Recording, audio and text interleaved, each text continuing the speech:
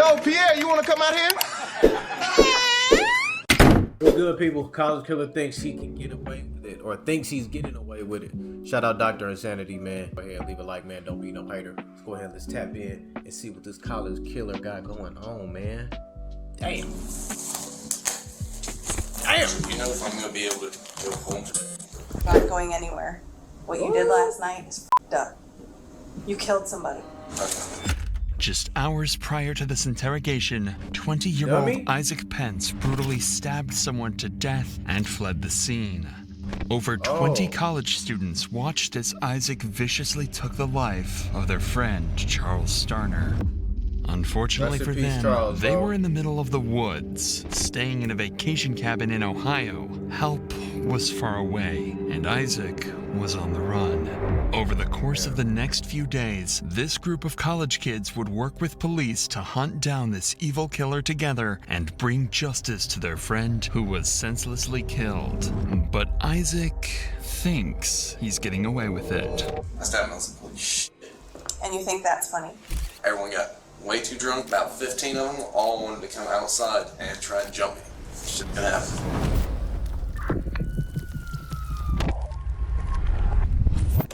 Yeah, I woke up and my mom's like, hey, cops are out here for you. I was like, what the fuck do you mean the cops are out here for me? On the night of April 22nd, 2023, 23-year-old Dalton Flagg was celebrating his birthday with friends and family at a rented cabin in Hocking County, Ohio. But what should have been the perfect night would quickly turn out to be a tragedy. This is the CCTV footage outside the house. After a long night of drinking, an altercation ensues between a group of teens. Isaac stood in the midst of the argument with his girlfriend Sabra watching from afar. After a few seconds of back and forth, Isaac snaps, throwing a punch into the crowd. This made them push Isaac back into a car where he would strike the crowd again before setting off towards his own vehicle. However, moments later, the fist fight quickly turned into a gruesome scene. He's a hothead. Outside of the camera's view, Isaac ran back to his car to grab something. But before he could exit his car again, he was quickly cornered by multiple people trying to force him to leave. That's when Isaac pulled out his knife and attacked.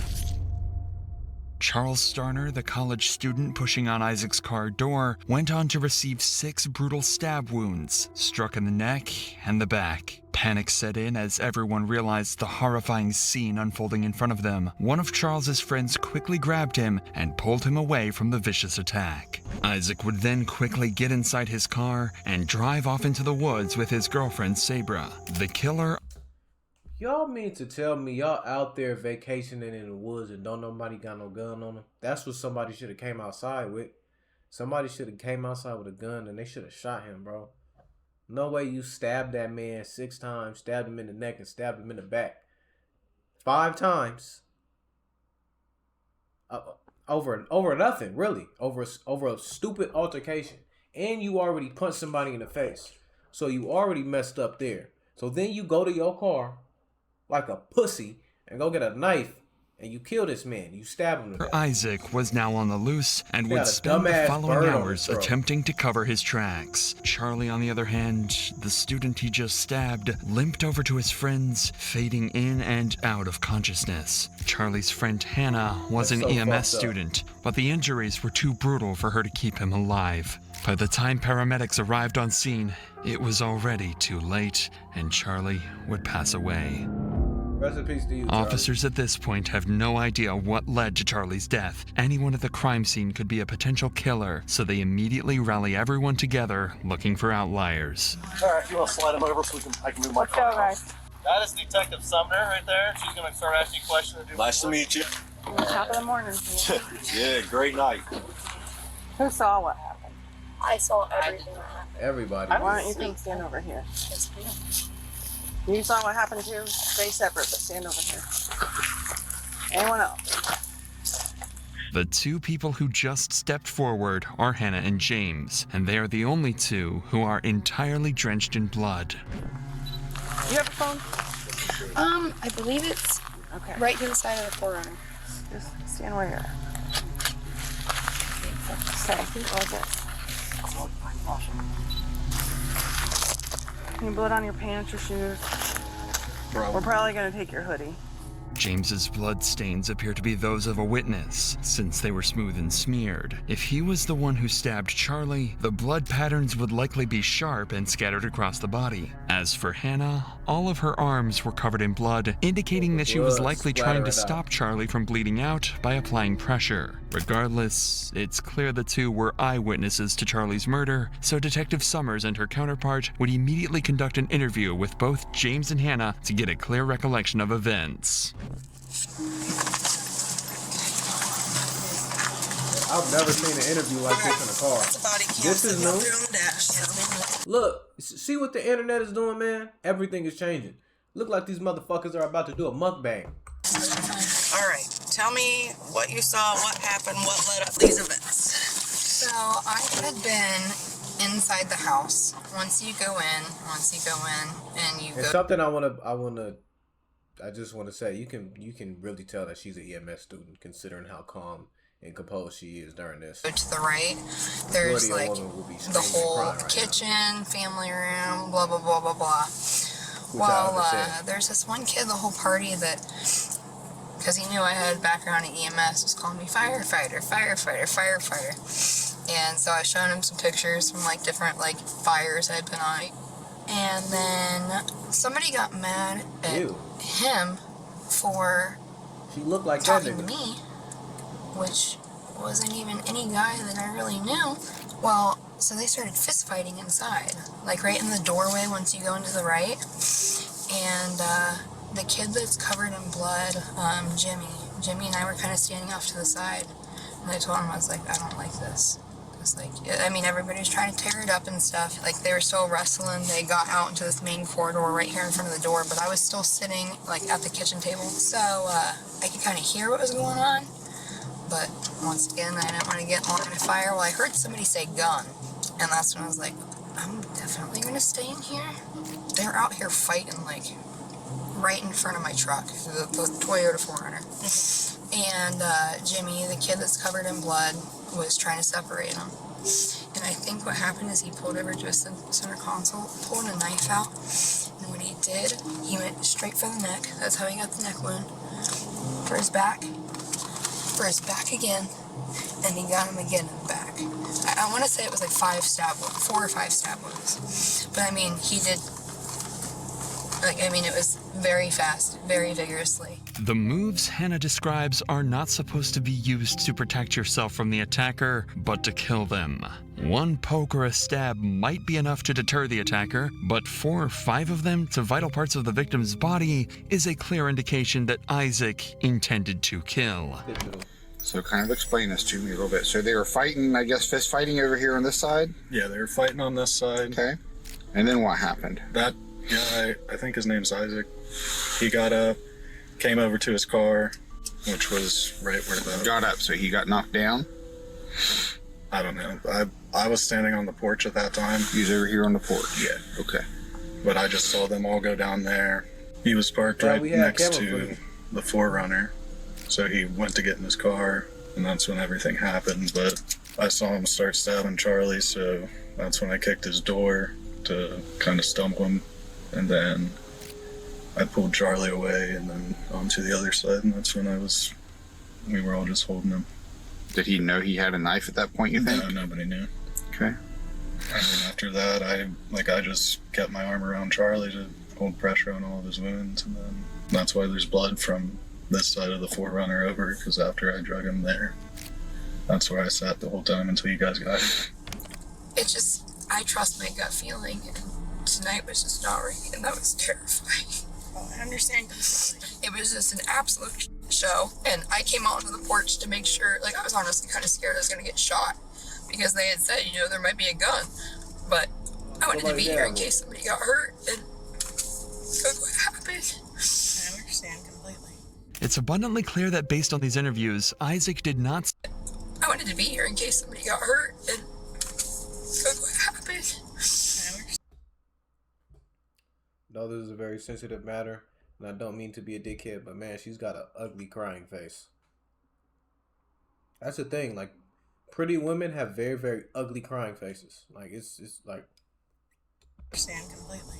It's abundantly clear that based on these interviews, Isaac did not stab Charlie out of self-defense, but rather to kill him out of anger. Charlie was trying to keep Isaac from exiting the car, so if he was truly fearing for his safety, he should have just drove off. On top of that, one of the students on the scene would tell police that Isaac had called over the phone and threatened to come back and finish the job, further confirming to police that this was not an act of self-defense. While Jimmy and Hannah's interviews provide detectives with a clear picture of what led to the stabbings, both witnesses had never met Isaac before. However, police still know nothing about the actual person who committed this murder. So Detective Summers decides to bring in Dalton, the party's host, who also happens to be Sabra's brother, and he would reveal some twisted information crucial to solving this case.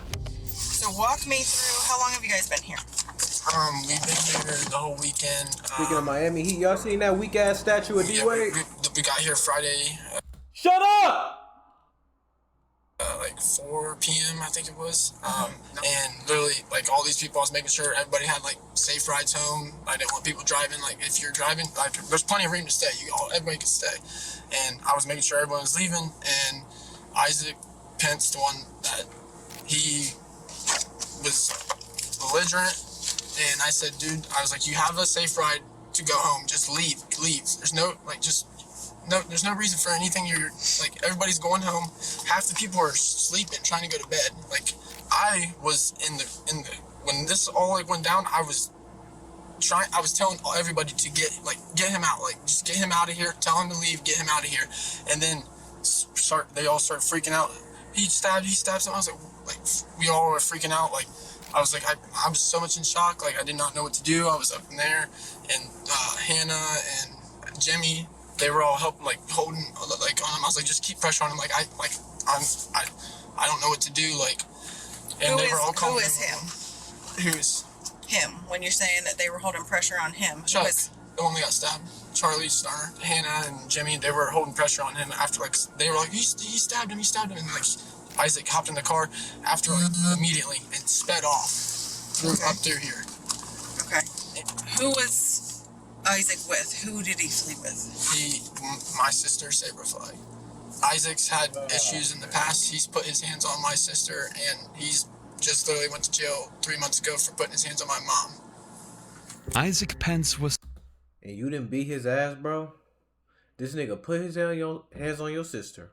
He put his hands on your mama, and he's still there? And you there kicking it with this nigga?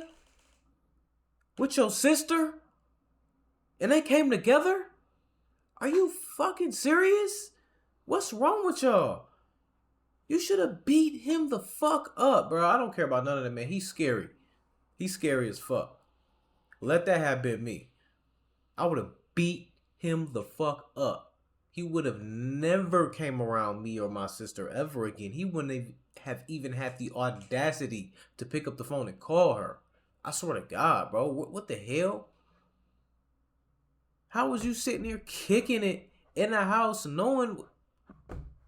someone that should never have been at this party in the first place. God, he already had a hit, as Dalton explained, and to make matters worse, he was deadbeat drunk. Flailing around, assaulting everyone that came into view, it was only a matter of time before someone got seriously hurt. It just so happened that Dalton telling Isaac to leave made him explode. More importantly, Dalton explained that Isaac went to prison for assaulting his mother. This is very important information, as it could prove in court that Isaac had pre-existing tendencies of assault. Detective Summers plans to speak to Dalton's mother face-to-face, but before she's able to do so, she receives disturbing information that changes the case completely.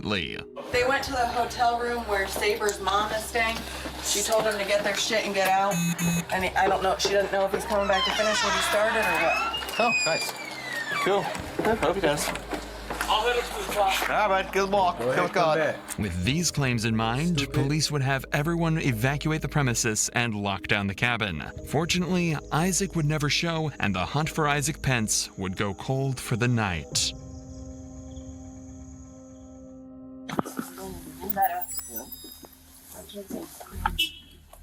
I'm Lieutenant English. This is Detective Randolph. Okay. We just need a statement from you about what happened last night. I was supposed to be at work at 6 o'clock this morning. I was woke up at 3 a.m. by my daughter calling me on the phone. She was hard to understand. I could tell she was intoxicated. And she was very hard for me to understand what she was saying.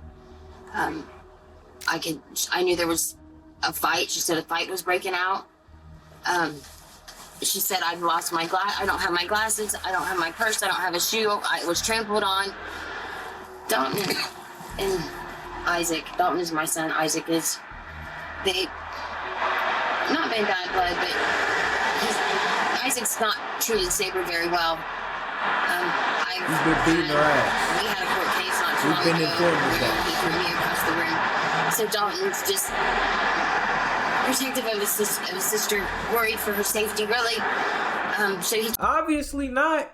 If he's cool enough to kick it in a house, in a cabin, in the middle of the woods with this nigga, knowing that his sister pulled up with him and she sped off with the nigga, which means what? That they're still together.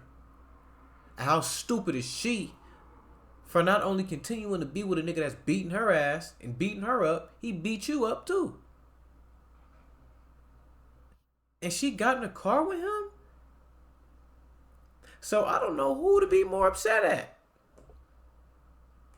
Him, the sister, or the brother, or her for trying to downplay the shit.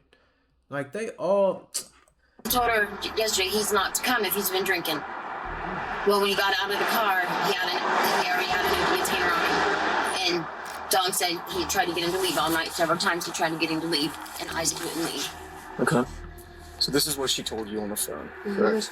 Yeah. And then I said, Sabra, where are you going right now? Where are you? She said she first told me they were at Isaac's house. I said, Sabra, okay. But I could hear this in the background. I could hear Isaac talking to somebody. And she was still sitting in the car. And I said, if you're at your house, if you guys are at your house, why are you still sitting in the car? She was like, well, I don't know where we are. I said, Sabra, ask Isaac where you are. So she asked Isaac where they were. Isaac said, it's okay, I stopped at a buddy's house. And I said, okay. I don't know what buddy. I know they said something on Chicken Coop Road. But then they left there and came to the room. They were in my room, maybe 20 minutes, and I told Isaac he needed to leave. He said, he was calm when I was talking to Sabra on the phone. Much different person when he was there at the room. He said, well, once I go to my house to get what I need, I'm going back out there. I don't know what he was meaning, but he was going out there to finish something off. What time was that? That was, they left my room at 19 till 5. I'm not going to work today. And I called McDonald's, I'm a manager at McDonald's, and I called him and said, I don't really know what's going on. This is all I know, but I know my kid, I don't know, I just feel like I'm not being told everything, and I still can't believe this. It's frankly terrifying that despite the fact that Sabra just watched her boyfriend stab someone to death, all she cares about is getting her belongings back before work the next day. This ignorance and complete disregard for their crimes is something that both Isaac and Sabra should be held accountable for. Police would go on to get written statements from everyone at the house that night, adding to the pile of evidence against Isaac. However, the next day, Hannah and James would show up to the station to provide police with the most damning evidence they've received yet. Obviously, a lot was going on yesterday. So I remember how I said I had been on the porch? Mm-hmm. Well, I flew off the porch so fast, and I ended up on the hood of my truck because I thought Isaac was going to hit my car. Okay. So I started recording a video in the circumstance that he hit my car. Okay. And I captured the entire stabbing. I captured Sabra, the female that was in the passenger seat. You can see her reach into the back seat with her flashlight on her phone on. So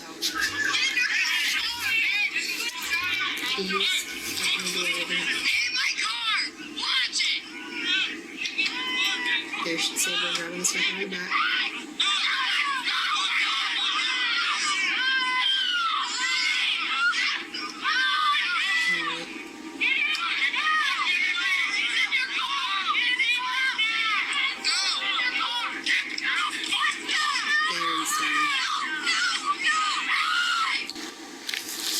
And then that's him dragging him away.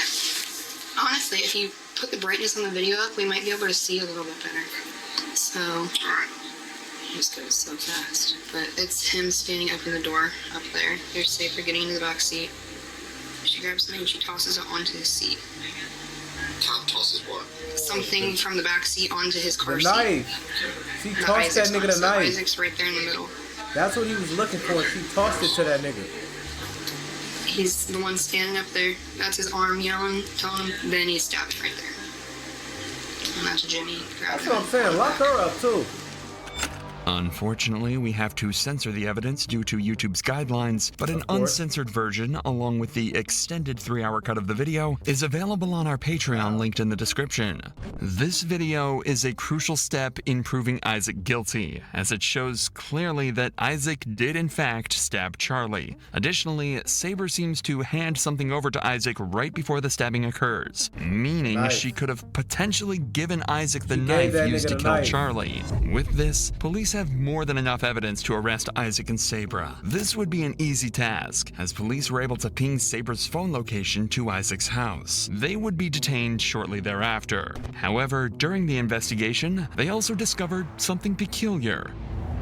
By tracing the car's movements found at Isaac's house, officers realized that Sabra and Isaac visited 2 other locations before arriving at their own home. The first was the house of Isaac's friend, Justin Sloan. At approximately 3 a.m., just minutes after the stabbing, CCTV cameras captured Sabra and Isaac stopping at the home.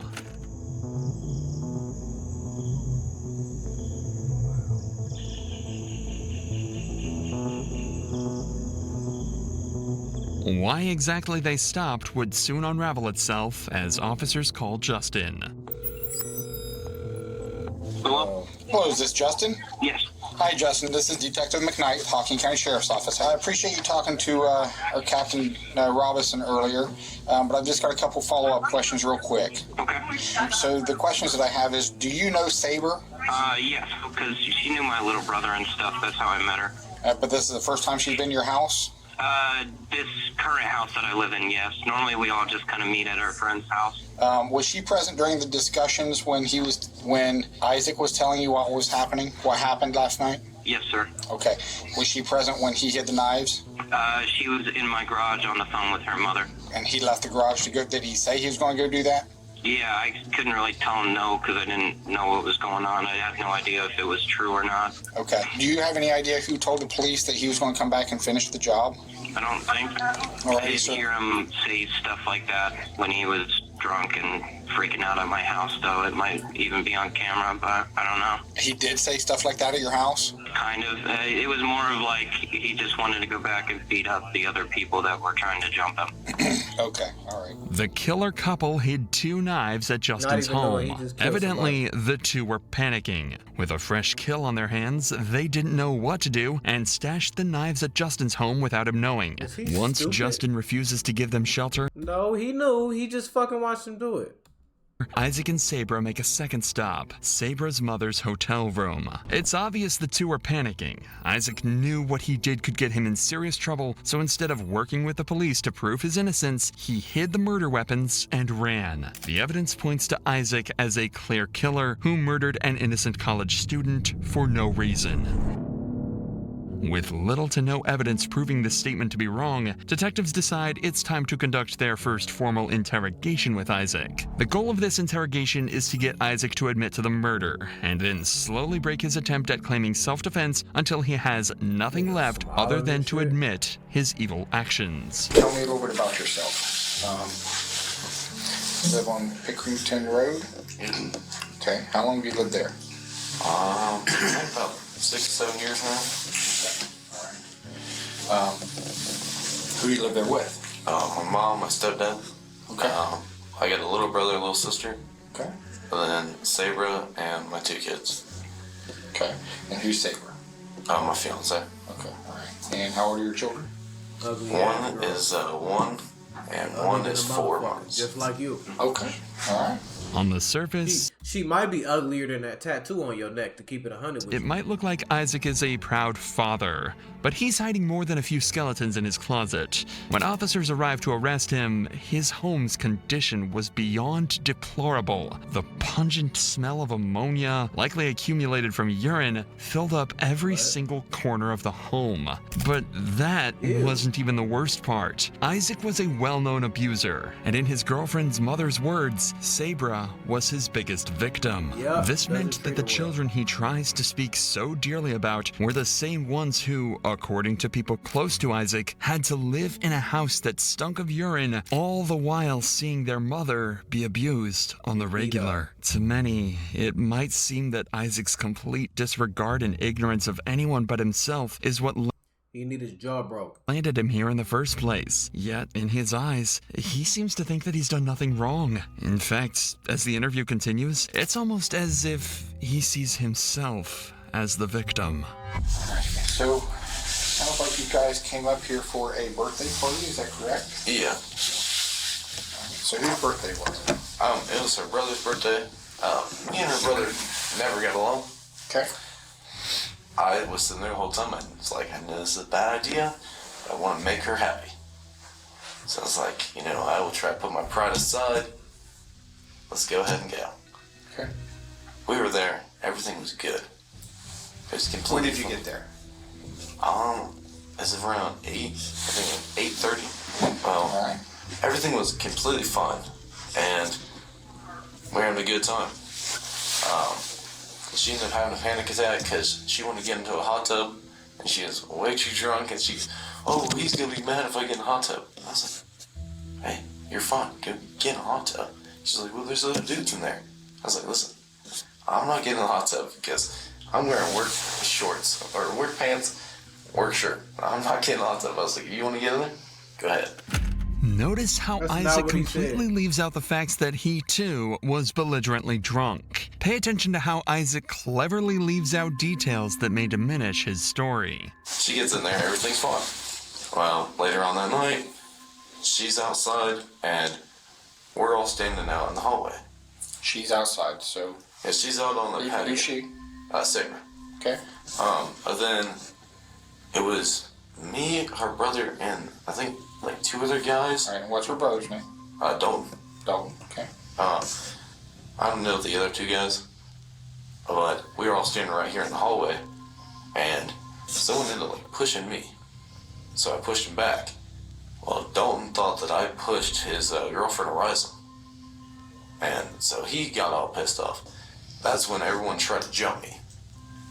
Well, I kind of know what I'm doing a little bit, so I start throwing them to the side, and that's when I was like, I'm not trying to anybody, so just toss them to the side. I got in my car. I was telling Sabra, I was like, hey, if you want to go, then we're going. Well, they came and they got in the passenger car, and they took her sunglasses, or no, her actual glasses and her purse out, trying to keep her to stay there. So, you're gonna stay here. And I was like, well, with everything going on, like, I'm going to leave. Because... You said you just want to leave? Yeah, it was from 10 to 15 guys. Okay. And they all decided they were gonna try to fight me. Well, then this one comes up to my car door, came up and he was kicking my car. I mean, once they started sitting there trying to bust the glass to get to me, that's when I put out a knife. I was like, hey, you need to back up. And they didn't want to. No, they ended up opening my car door. What car door? My driver's side car door. They did? Okay. Yeah. It was 2 to 3 guys were sitting there, and they were just yanking on it. I was trying to hold it as good as I could, and it was 3 guys sitting there pulling on it. I was like, I'm not gonna let my door break. I was like, hey, you guys need to back up. They didn't want to listen. So I was like, listen. And just start poking out a little bit. Immediately, Isaac's story contradicts all of the witness statements thus far. Isaac claims he was the one trying to leave the party, while everyone else claims they were trying to get Isaac to leave. Unfortunately for Isaac, the phone recording, CCTV footage, and mountains of other evidence go directly against what he's saying. But for now, detectives will let Isaac create a detailed narrative without confrontation so that they can use it against him in later interrogations. Like, I didn't try to do it to physically hurt anybody really bad, but I did it just to, like, poke, like, hey, I have a knife, calm down. Well, Where did you get the knife? oh, it was in my car. Okay. I use it for work. Okay. Because doing construction, Okay. we used to cut plastic and everything. Okay. They wouldn't stop. They just kept going. So I tried to stab the one guy in the arm just so they would go. Well, as soon as I stabbed him in the arm, they left. The other two guys took off completely. Okay. And that's when Sabra got in the car and I took off. I left, got somewhere safe. I called my mom. I was like, hey, I should not be driving right now. And a bunch of shit just popped off. I was like, I need to figure out something. I gotta go somewhere, but I don't need to be driving. So you stabbed the guy in the arm one time? I think it was twice. Twice? Sure wasn't more than that? I don't think so. Okay. So when you left and you said you called mom, right? So did she come get you from there? She was in the neighborhood. Nervous as hell. Gotcha. So did you go, where'd you go after that? I went straight home. Isaac is blatantly making lie after lie. Every lie he makes during this interrogation will only come back to haunt him once he's presented with factual evidence. The knife. What's its location? Where's it It should still be in my car. Should be in the car. You seen you throw it at your friend's house. You blatantly fucking lying. If I didn't drop it after. Gotcha. So it's either in the car. If I didn't drop it after, so you're hinting that you dropped it after. You didn't drop it, you threw it. Or it's at their house. Gotcha. Okay. Detectives would wrap this interrogation up quickly as they got exactly what he needed. Isaac doubled down on his claims of self-defense and lied through his teeth in order to do so. Now that they have these statements on record, Isaac is going to have a really hard time proving his innocence once he's confronted. But for now, police have another issue to address. It's still unclear what Sabra's role was in the murder. The phone recording could indicate that she handed Isaac the knife, so she could be equally as guilty for the crime as Isaac is. However, their one priority is to convict Isaac and extract the truth of what happened that night. So they sit Sabra down for her one and only interrogation, with plans to slowly build the pressure until she breaks down and confesses everything. Spills the beans. Every time. Start out at, let's say, 8 o'clock last night. What time did you get to the party? So I was at work and then I got off at 7. I left work around 7:30. I had a few people coming at 10 really late, so I didn't get out until about 7:30. I went home. He was asleep when I got there, Isaac was. So I woke him up and I was like, you still want to go? He's like, yeah, let's, we'll just go for a few hours because I was supposed to open today. Well, once we got there, my brother was like, yeah, I want to drink with you, like, just stay, and then we'll make sure you're up in the morning. I just decided to sit on the couch because I was like, I know I gotta get up in the morning, I gotta go to work, I don't want to get too, wasted. So I was just sitting on the couch, and they're still having a good time, Isaac's having a good time, and all of a sudden I hear this big, arguing, and I was like, oh my gosh, please tell me it's not with Isaac. I go out and I hear a bunch of different stories. Isaac and a few other people are saying that he accidentally pushed Horizon, which is my brother's girlfriend. Then my brother's sitting here saying he intentionally pushed her. I don't think he intentionally pushed her. He's not that type of person. He's not violent, especially with girls. We have 2 witnesses that state he not only beats you up, he beat up your mom. Your brother told us that. That's what I'm saying. This shit is stupid. It's not even just the death and how it happened and why it happened and the fact that it happened. It's all of the stupid shit and stupid people that lead up to it. I don't understand why women do this shit. She likes it. For some odd reason, she likes to get beat up. Has to be. No reason as to why you would just be sitting here I don't get it, bro. I don't understand it. His mom was abused by his dad, so he knows what it's like. And he's seen his mom goes through all of that. So I know he's not doing it to you. And it makes sense because now that makes sense. It makes sense as to how the mom was bullshitting and trying to take up for him and trying to downplay the situation like he wasn't, like he don't be whooping her ass. That makes sense. As to why she didn't mention, hey, he put his hands on me too. Oh no, she did. Did she? Or she might, I don't know. It's awfully odd that Sabra describes Isaac as non-violent and doubles down on him not being the aggressor the entire night, because all of the previous witnesses stated otherwise. Isaac has had a thorough history of abuse, and everyone besides Sabra clearly remembers him being the aggressor the entire night. There is a good chance that the reason why Sabra is defending Isaac is a far more deep-rooted issue. Trauma bonding occurs when an individual suffers from cycles of abuse, followed by positive reinforcement. This causes the victim to develop a strong emotional attachment to the abuser, which can result in a rationalization of the abuser's behavior. Considering the fact that Isaac has abused Sabra's mom, one might question if he's really the saint Sabra makes him out to be in their relationship. But for now, all that Sabra wants is to defend Isaac, because to her, it doesn't matter if he's a murderer. And they're sitting here arguing. I'm trying to talk to Isaac to calm him down because I'm like one of the only people that can calm him down. I'm like, okay, let's just, if anything, let's just go in your car, sit for like a couple hours, and then we can go home. Then they followed us outside. It was like 10 guys, all of my brother's friends. And this guy, I think his name is Clay. I don't want to be wrong. He goes, are you really starting problems again? And I think he might have thought maybe when I had my panic attack that Isaac was starting some sort of drama, but he pushed Isaac. Isaac went flying back into a car. I tried to intervene and just trying to get Isaac away because I didn't want to see my brother fight Isaac and any of that to happen. They end up like back completely disregarded the fact that her boyfriend swung first behind Isaac's car. They end up going down. Somehow I fall and they're like trampling all over me. I have a big bruise on my knee, and Isaac, he got in the car and he goes, Sabra, come on. I didn't even know someone got stabbed until way after we left. And Isaac was like, I think I stabbed that dude. I think I stabbed him. I was like, oh my God. Isaac was like, you literally ran away. Like, that's not what you should do. And I think we stopped at his friend's house because his friends lived shortly down the street. He was flipping out because he was like, he was like, oh my God, I don't want to get in trouble. Then he ended up falling asleep. So I had an alarm at 7 so I could try and wake up and get time to call someone and see if they were up at that time. And then at that time, that's when I hear pounding on our front door. And I walk out, and Isaac's mom was like, Isaac needs to get out of here. There's a bunch of cops out here drawing their weapons. He's got to go out. It's clear Sabra doesn't intend on cracking. So detectives decide it's time to put the pressure on Sabra and get her to confess.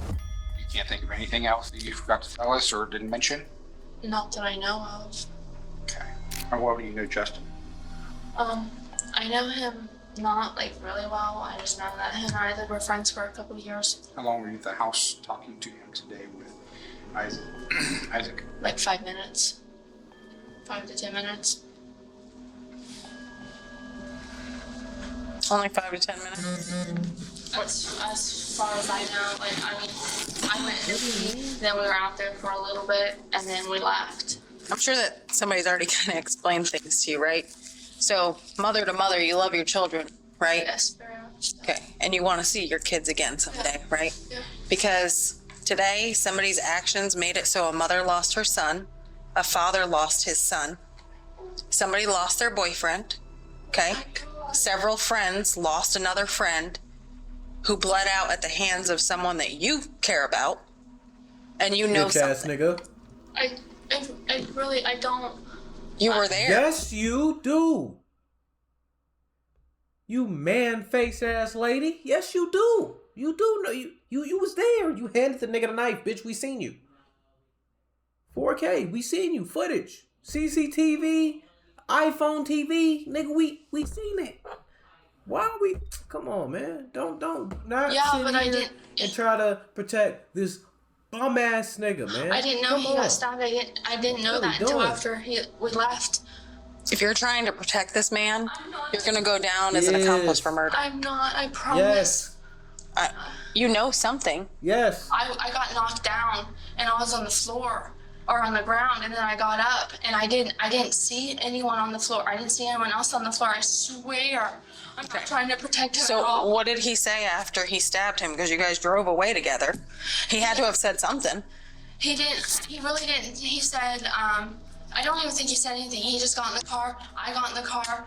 And then we left. And then shortly after that, he said that he stabbed someone. I'm going to tell you that I talked to his parents, and they said that he's an explosive, angry, violent drunk.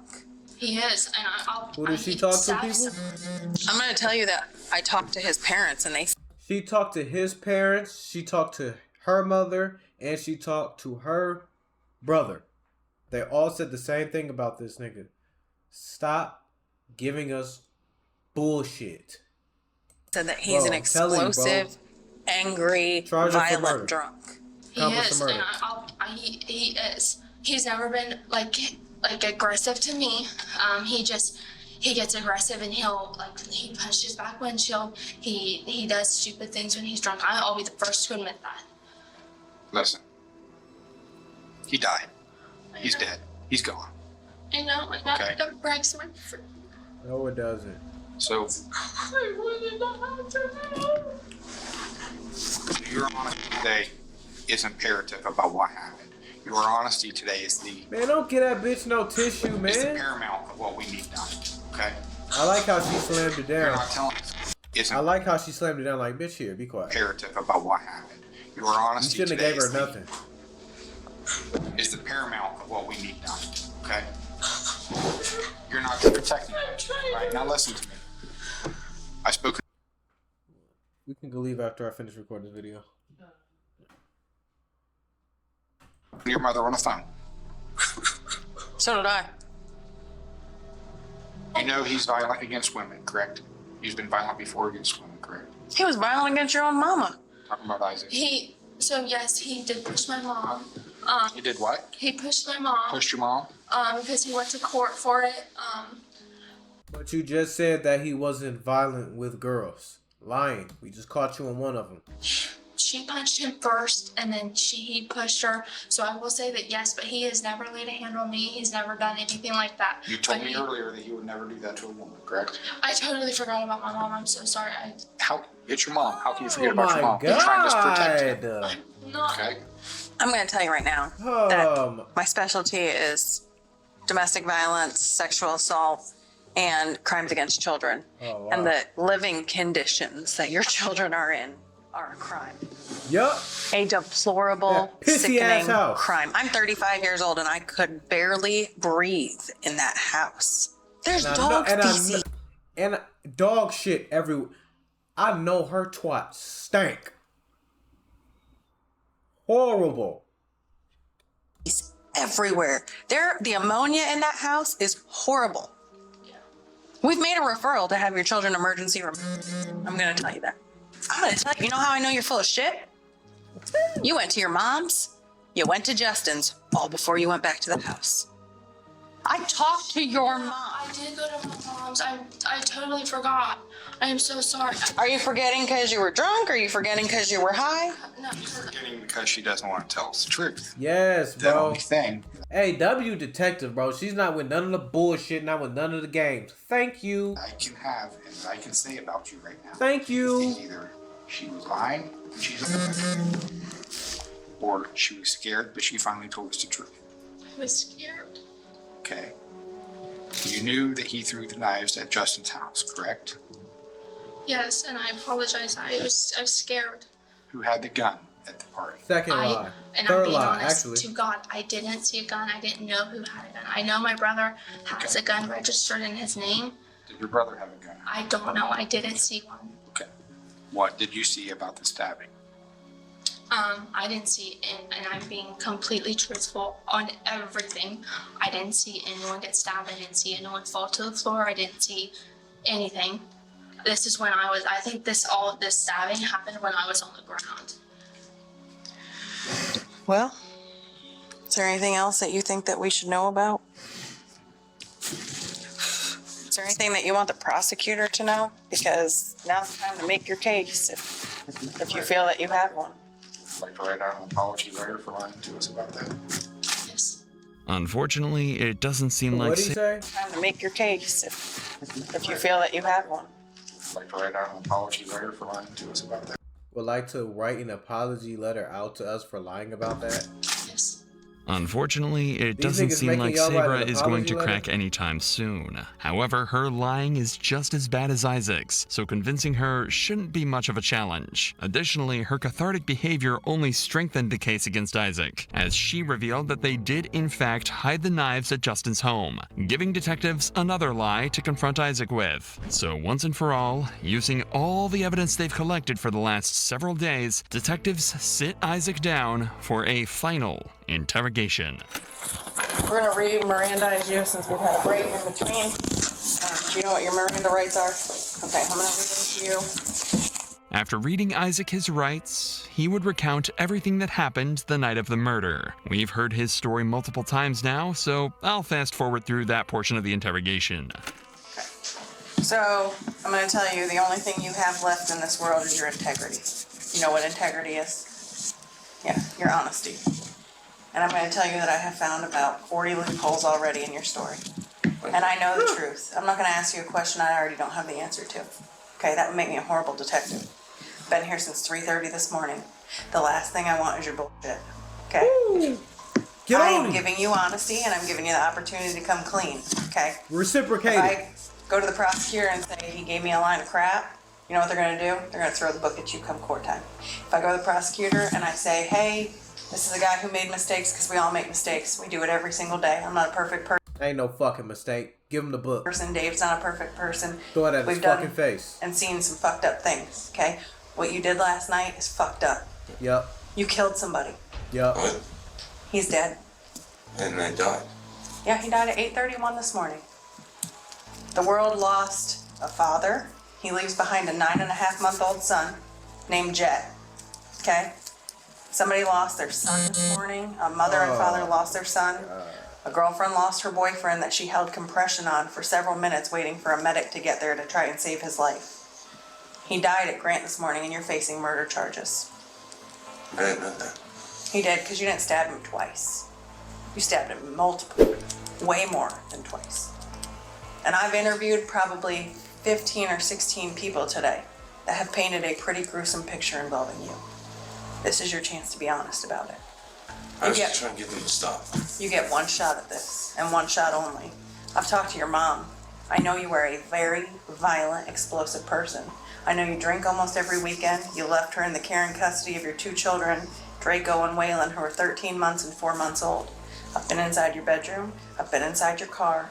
I've had a very deep conversation with your girlfriend's mother, and everyone that was at that cabin. You get one shot at this. He knows everything. You want to start over? With this brilliant confrontation, the detective successfully convinced Isaac to start again with his story. Just like in Sabra's interview, he already gave his version of events before this, so any mistakes he makes now will seal his fate. Start at the very beginning. How did you end up there?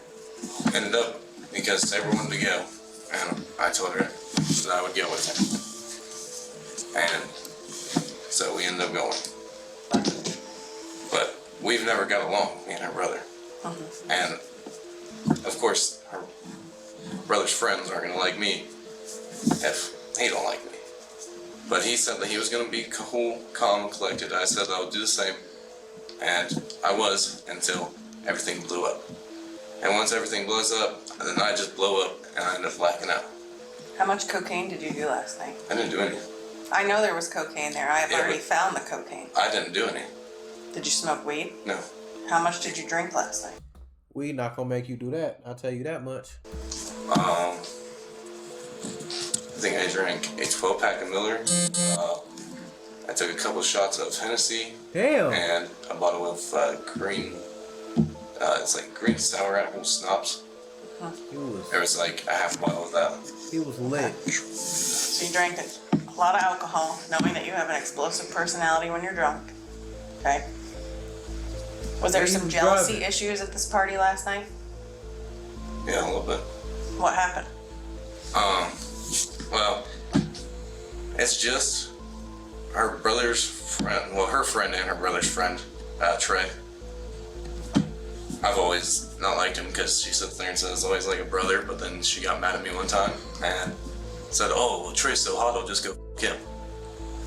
So that's where I don't really trust him anymore. And so when he came, I f***ed Trey. Well, it's just her brother's friend, well, her friend and her brother's friend, Trey. I've always not liked him because she sits there and says always like a brother, but then she got mad at me one time and said, oh, well, Trey's so hot, I'll just go f*** him. So that's where I don't really trust him anymore. And Stupid ass nigga. Yo bitch looked you in your face and told you that she go fuck another man because she had an attitude, and you decided to be upset with the man? Pussy. so when he came, that's kind of where I And you got still jealous. drove off Okay. with the bitch. So Sabra is talking to Trey, Wow. right? Where are they together? Oh, they're in the hot tub. Okay. And she starts having a panic attack. Yeah. Because why? Wait, she was in a He's hot talking tub to with Trey. Trey? Right? Where are they together? Oh, they're in the hot tub. She's in the hot tub with the Nick. Okay. And she starts having a panic attack. Yeah. Because why? She thought I was gonna be mad.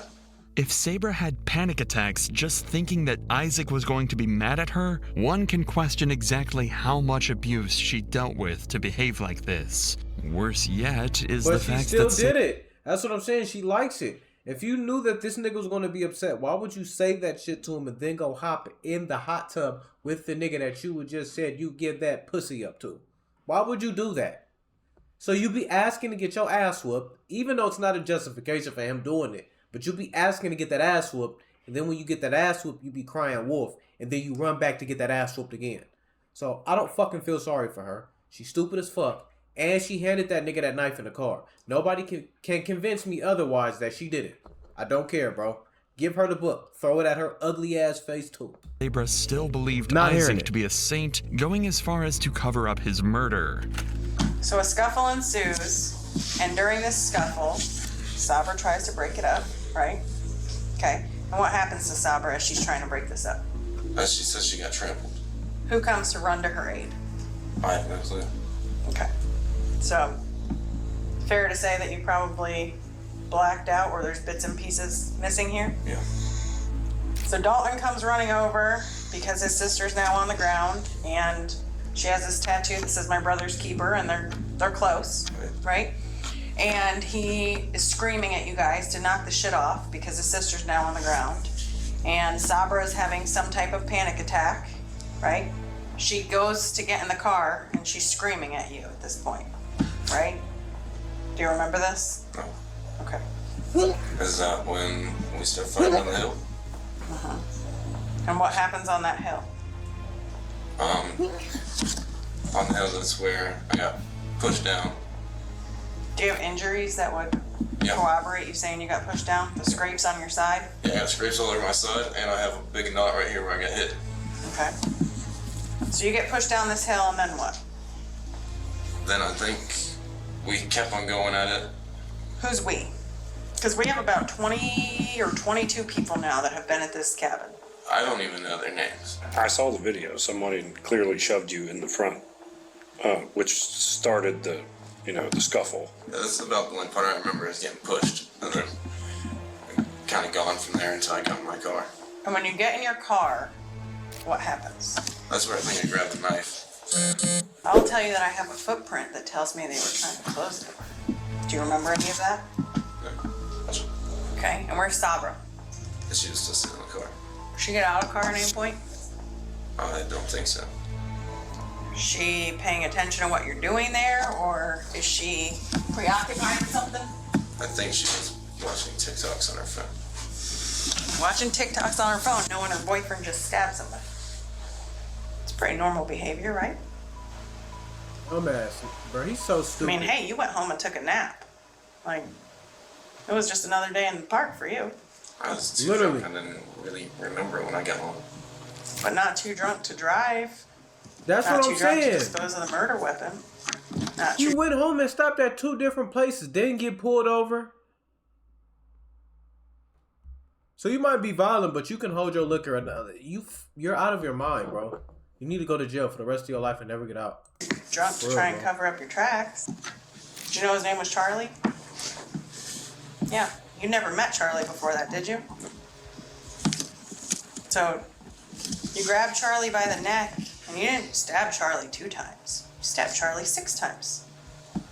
The side of his neck, right here on his face, twice in his side, once in his back, and somewhere in between his head and his neck. And you left. You left Charlie to lay there and bleed out on the ground. Charlie didn't die right away, but Charlie, he died. He coded out in a trauma bay. He made it in an airplane to a hospital in Columbus, made it through the surgery, and then he kaput. His heart gave out. And you know what? His kid isn't the only one left without a dad. Because Draco and Waylon aren't going to have their dad either. They're not going to have their mom either. She went to jail today. What's she gonna do? Complicity to murder. Because she knew and she didn't do anything about it. And I turned your kids over to the state earlier this afternoon. Because the living conditions in that house are deplorable as well. Nigga, talk your shit! So, they're not going to have a mother or a father. Man, run it back. What's she gonna do? Complicity to murder. Nigga, run it back. She gave my nigga the whole breakdown. Bitch ass nigga, your kids is gone, your bitch went to jail, and you about to go to jail for the rest of your life.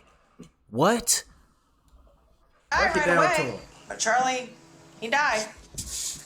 Break it down to him. He coded out in a trauma bay. He made it in an airplane to a hospital in Columbus, made it through the surgery, and then he kaput. His heart gave out. And you know what? His kid isn't the only one left without a dad. Because Draco and Waylon aren't going to have their dad either. They're not going to have their mom either. She went to jail today. What's she gonna do? Complicity to murder. Because she knew and she didn't do anything about it. And I turned your kids over to the state earlier this afternoon.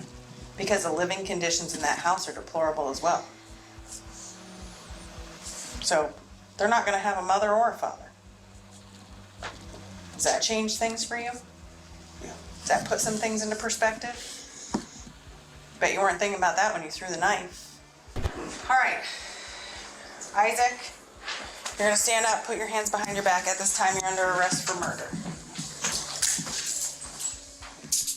At this point, Isaac has nothing more to say, and the body cam concludes shortly after. With so much evidence stacked against him and his girlfriend, the two were placed into custody as they awaited their trial. A year later, on August 26, 2024, Sabra Flagg pled guilty to obstructing justice. This is a 5th-degree felony that comes with a maximum of 12 months in prison and a $2,500 fine. Are you serious? Get the 12 months? Get the fuck... Bro, it is so obvious that she handed him that knife.